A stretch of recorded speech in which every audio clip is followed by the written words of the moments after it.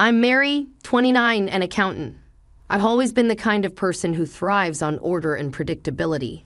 But then life threw me a curveball named Mike. We met at a mutual friend's birthday party. The moment I walked in, I spotted him across the room, laughing loudly, the center of attention. I was content to stay in the background, but my friend Jess had other ideas. Mary, you've got to meet Mike. He's hilarious, Jess insisted, dragging me over to him. I remember thinking this is going to be awkward, but to my surprise, it wasn't. Mike was easygoing, his laughter infectious. I found myself laughing more in that one evening than I had in months. Hey, I'm Mike, and you are, he asked with a smile that reached his eyes. Mary, nice to meet you, I replied, a bit more enthusiastically than I intended. He cracked a joke about accountants being party animals in disguise, and I couldn't help but laugh. We spent the rest of the evening chatting. He was into graphic design, loved indie music, and had a passion for cooking. I remember leaving the party feeling lighter, happier. Mike had this way of making everything seem fun and exciting. Over the next few weeks, we saw a lot of each other. He'd show up at my apartment with takeout from the newest restaurant in town or tickets to a concert. Life's too short for routines, Mary. Gotta mix it up, he'd say. I was drawn to his spontaneity, a stark contrast to my structured life. He had this knack for pulling me out of my comfort zone, and I loved it. But I started to notice little things like how he'd casually drop $100 on a night out without a second thought, or how he'd switch jobs because he got bored with the old one. I tried talking to him about it once. We were at my place, and I broached the subject as delicately as I could. Mike, don't you think you should be a bit more careful with money and maybe stick with a job longer? He just laughed it off. Mary, you worry too much. Life's about having fun. Money, jobs, they come and go. I wanted to argue, to explain that that's not how the world works, but I didn't. I let it slide, telling myself that it was just Mike being Mike. When he proposed, it was out of the blue. We were walking in the park, and he just blurted it out, "Marry me, Mary? Let's make this adventure official." It was impulsive, irrational, and completely Mike, and I said yes. We moved in together into my house. It seemed like the perfect start to our life together, and I thought maybe, just maybe, opposites could really attract and hold together. The days of laughter and impromptu adventures with Mike gradually gave way to a sobering reality. His carefree attitude, once the source of our connection, started to feel more like a growing divide. It was a Thursday evening when the first major crack appeared. I had stayed late at work to catch up on some demanding accounts, tired and hungry. I arrived home hoping for a quiet night. Instead, I walked into a scene that looked like the aftermath of a shopping spree. Bags from various stores were strewn across the living room, and there was Mike, lounging on the sofa with a self-satisfied grin. "Mary, you're home.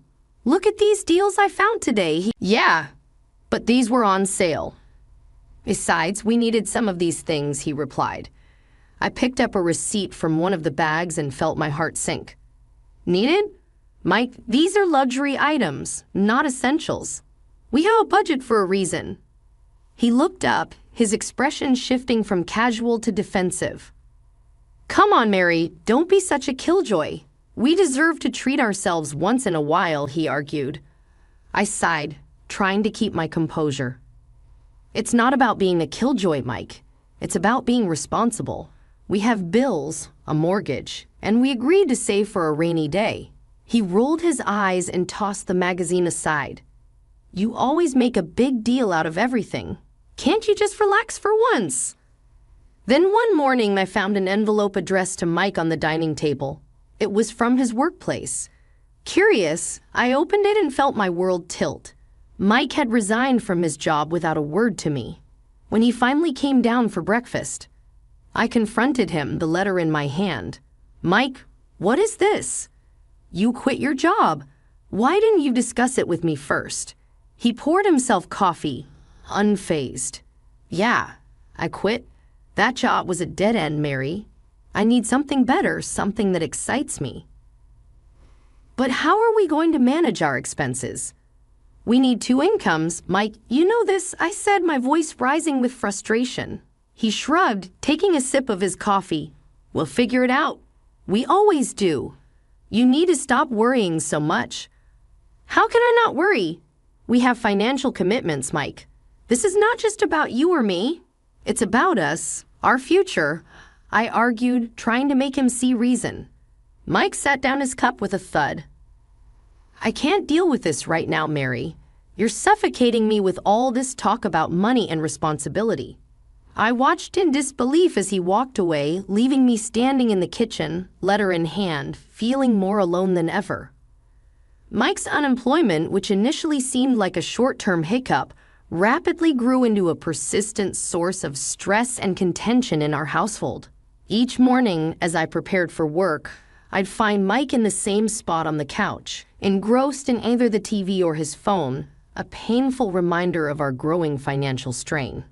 Mike, it's been weeks since you quit your job. Have you started looking for something new? I asked one morning, trying to mask the concern in my voice. He barely glanced up from his phone. Yeah, I'm looking. Nothing's caught my eye yet. I'm waiting for the right opportunity. Right opportunity? We have bills piling up, Mike. We can't wait forever, I said, growing frustrated. He finally looked up, his expression a mix of annoyance and indifference. Mary, you need to chill. I know what I'm doing. I'll find something soon. Days turned into weeks and the situation at home remained unchanged. I began to take on extra hours at work to keep up with our financial obligations, my exhaustion growing with each passing day. One evening, I came home to an unexpected scene. The living room was littered with pizza boxes and empty beer cans. Mike was sprawled on the couch, snoring lightly, the TV blaring in the background. Mike, I called out, frustration evident in my tone. He stirred and blinked at me sleepily. What's up? He mumbled, rubbing his eyes. What's up? Look at this mess and dinner. Were you planning to cook tonight? I asked, my patience wearing thin. He sat up, yawning. Oh, I forgot. Got caught up with the game. Grab something on your way home next time. I felt a surge of anger. I'm working extra hours to make ends meet, Mike. The least you could do is help around the house. He stood up, stretching lazily. I didn't ask you to work extra. You're choosing to stress yourself out. The conversation escalated quickly. Choosing to stress out? Mike, if I don't, how are we going to survive? You're sitting here doing nothing while I'm out there trying to keep us afloat. Mike's expression hardened. I'm not doing nothing. I'm trying to find a job. You think I like being stuck at home, trying by sitting on the couch all day. You're not even trying, Mike. This isn't what I signed up for when we got married. I shot back, my voice tinged with both anger and sadness. Mike scoffed. Well, sorry for not living up to your perfect standards, Mary. I didn't realize I married a nag. I was taken aback by his harsh words. A nag? Is it too much to ask for a partner who contributes? I don't understand how you can be so relaxed about our situation. He grabbed his jacket, heading towards the door. I need some air. I can't deal with this right now. The tension in our home had reached a boiling point. Every conversation with Mike about responsibility and our future ended in a heated argument, leaving a cold silence in its wake. I was tired, both physically from the extra hours at work and emotionally from the constant strain at home. One evening, as I sat at the kitchen table sorting through bills and trying to make the numbers work, I realized something had to give. Mike? I began, my voice steady but firm. We need to talk. This can't go on any longer. He glanced up from his phone, his expression indifferent. What now, Mary? It's about your job situation, or rather the lack of one. It's been months, Mike. We're sinking here, and you don't seem to care, I said, frustration evident in my tone. Mike let out a heavy sigh. Here we go again. Look, I'm trying. Okay? You think I enjoy this? You think I like seeing you stressed all the time? Then do something about it. Find a job, any job. We need 2 incomes, Mike. We agreed on this when we got married.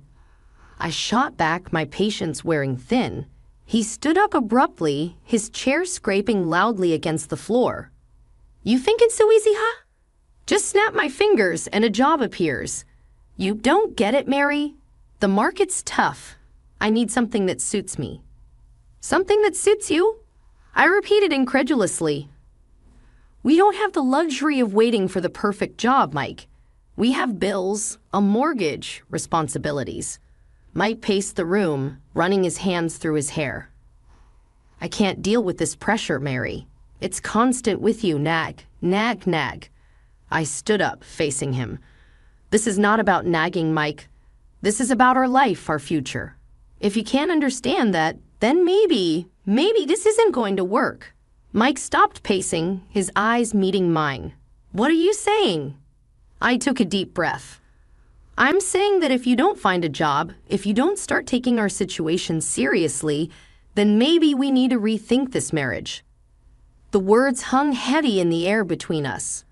Mike's face hardened, and for a moment, he said nothing. Then, without a word, he grabbed his jacket and stormed out, slamming the door behind him.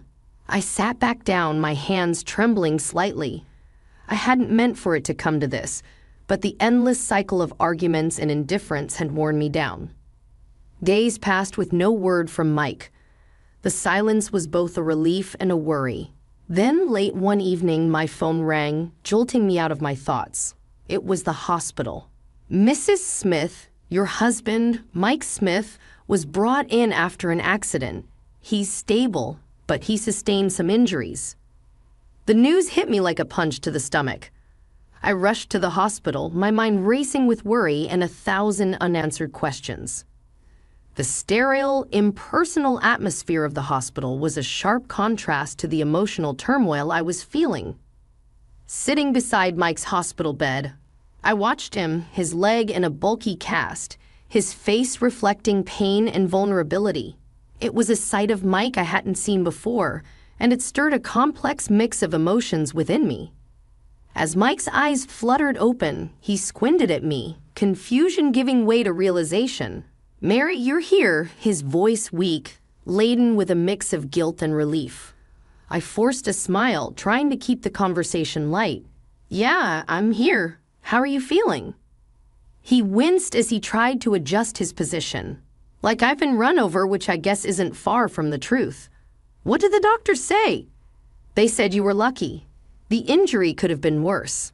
It's a severe fracture, and you'll need time to heal, I explained, watching his face for a reaction. Mike exhaled deeply, his eyes meeting mine. Mary, I'm sorry. I've been such a fool, and now this. His voice trailed off. I sighed, feeling a wave of conflicting feelings. Mike, we can sort through all that later. Right now, you need to focus on getting better. But he persisted, a hint of urgency in his tone. No, I need to say this. I've been self-centered, and I've put you through so much. This accident, it's made me see things differently. I listened, unsure of how to respond. I appreciate you saying that, Mike, but it's going to take more than words to fix what's been broken, I said. He nodded solemnly. I know, and I want to make it right. I'll find a job as soon as I'm able. I'll help out more around the house, whatever it takes. The conversation was briefly interrupted by the nurse who came in to check on Mike's status. After she left, we resumed our talk. Mike, it's not just about the job or the housework. It's about us, our relationship. We've been drifting apart, and it's going to take effort to bridge that gap, I said, my voice steady but filled with emotion. He reached out, taking my hand. I know I've messed up, Mary, but this accident, lying here, all I could think about was you, how much you mean to me, and how I've taken you for granted. I felt a lump in my throat. His words were touching, yet I was cautious. I want to believe you, Mike, I really do. But we've had so many false starts. I need to see that you're serious about this change. The nurse returned, her cheerful demeanor a stark contrast to the heavy mood. We're going to start some mild physiotherapy soon. It'll be a journey, but you're in good hands. After she left, Mike looked at me with newfound resolve in his eyes. I know it's going to be a long road, but I want you with me, Mary, if you're willing to give me that chance. Bringing Mike home from the hospital marked the beginning of a new challenging chapter in our lives. His broken leg meant he was confined to the bed or the couch, and his dependence on me for the simplest of tasks was a stark change from his previous self-reliance. The first few days were a flurry of adjusting to the new routine. I juggled my work commitments with playing nurse to Mike. One evening, after a particularly long day at work, I came home to find Mike glaring at the TV, a frown etched on his face. "Mike, how are you feeling? Do you need anything?" I asked, dropping my bag and kicking off my shoes. He turned his head, his expression sour. "Where have you been? I've been calling out for help to get to the bathroom, and you were nowhere." I felt a twinge of guilt mixed with frustration. "I had to stay late at work, Mike. You know my job is demanding. I can't just leave whenever I want." He scoffed. "Well, maybe your job shouldn't be more important than your husband." As the days went on, Mike's demands grew. He wanted specific meals at specific times, his medication handed to him on the dot, and constant attention. If something wasn't to his liking, he made sure to voice his displeasure. One Saturday, I spent hours preparing his favorite dish, hoping it would lift his spirits. As I set the plate down in front of him, he looked at it and then up at me with disdain. "This is what you made? It's too salty. Can't you do anything right?" I felt my patience snap. "Mike, I've been running around all day trying to take care of you and keep up with everything else. A little appreciation wouldn't hurt." He sneered, pushing the plate away. "Appreciation for this? I'm stuck in this bed because of my leg, and all I ask is for a decent meal." I stood up, my hands trembling with anger. "You know what, Mike? I'm not your servant. I'm your wife, and I deserve some respect." Mike's eyes flashed with anger. "Respect? You want respect? How about respecting my condition? I'm the one who's suffering here," as I walked away to cool down. I realized that the man I was trying to help was becoming increasingly unrecognizable. The sweet, apologetic person I had seen in the hospital had vanished, replaced by someone who seemed to take pleasure in belittling me at every turn. That fateful day, I returned home from work earlier than usual. The house, usually quiet during these hours, echoed with an unfamiliar sound of laughter coming from Mike's room. My heart pounding, I tiptoed closer, a sense of dread growing with each step. Peering through the slightly open door, I saw Mike animated and cheerful, chatting on the phone. "Oh yeah, I've settled in quite well here," he said with a laugh. "Mary doesn't have a clue." My breath caught in my throat. Who was he talking to, and what was he talking about? A cold shiver ran down my spine as I processed his words. I backed away, my mind racing, then loudly re-entered the house, slamming the door to announce my presence. I composed myself and walked into his room. Mike, hearing the door slam, quickly changed his demeanor and ended the call. "Mary, you're back," he said, feigning weakness. "Hey, how are you feeling?" I asked, masking my turmoil with a concerned smile. "Just the same, you know," he replied, avoiding my gaze. The next day, I contacted a private detective, someone I knew from a previous work case. "I need you to find out everything about my husband's activities." I told him over the phone, and there's a woman he might be involved with. While the detective did his work, I played the part of the dutiful wife. It was agonizing, acting as if everything was normal when every instinct screamed that my world was falling apart. 2 weeks later, the detective got back to me. The news was worse than I had imagined. Mike had been in an accident with his mistress, who was listed in the police reports. The detective provided me with her name, and a quick search on social media revealed her profile filled with pictures of her and Mike looking intimately close. But there was more. The detective had uncovered Mike's staggering gambling debt that threatened to drown us financially. I sat in the living room, the evidence of Mike's betrayal laid out before me, feeling a mix of anger, disbelief, and heartish. how best to unveil his deceit, how to make him realize the gravity of his betrayal. For now, I kept these thoughts to myself, waiting for the right moment to turn the tables. The morning light filtered through the curtains as I steeled myself for the confrontations ahead. Entering Mike's room where he lay with his broken leg, I braced myself for the performance of a lifetime. "Mike, I need to talk to you about something important," I said, my voice calm but firm. He looked up, irritation flashing across his face. "What now, Mary? Can't you see I'm in pain here?" I maintained my composure. "I've made a decision for your better care. You're being moved to a state medical facility tomorrow. They're equipped to handle your rehabilitation more effectively." Mike's expression turned from annoyance to panic. "What? No, you can't do that. I want to stay here with you." "I'm sorry, Mike, but this is for the best. I'll start packing your things," I said, turning towards the door.